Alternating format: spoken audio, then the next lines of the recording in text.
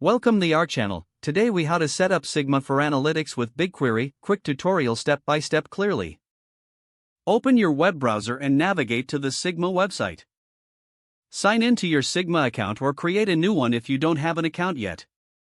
Once you're signed in, go to the dashboard. Click on the Connect Data button to initiate a new data connection. In the list of available data sources, select Google BigQuery. You will be prompted to authorize Sigma to access your Google BigQuery data. Click on the Authorize button to grant permission. You may need to log into your Google account if you aren't already signed in. After authorizing, select your BigQuery project from the drop-down menu. Choose the dataset that contains the tables you want to analyze. Once you select the dataset, you will see a list of available tables. Pick the table that you want to work with and click Connect.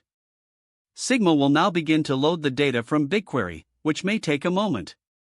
Once the data is loaded, navigate to the Data tab in Sigma.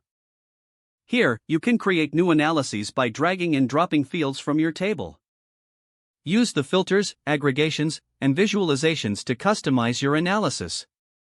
To save your work, click the Save icon in the top right corner. Give your analysis a name and description, then click Save again.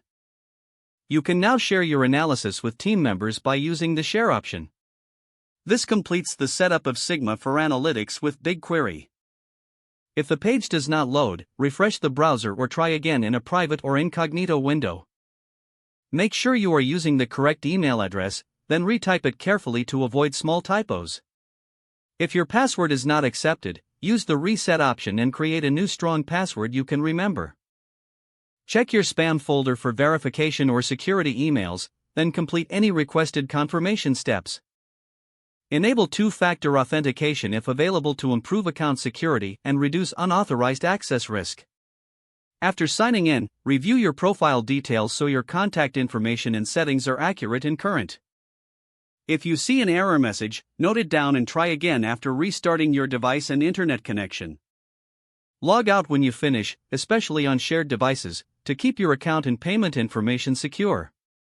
If the page does not load, refresh the browser or try again in a private or incognito window. Don't forget to like this video and subscribe to our channel for more step-by-step tech guides.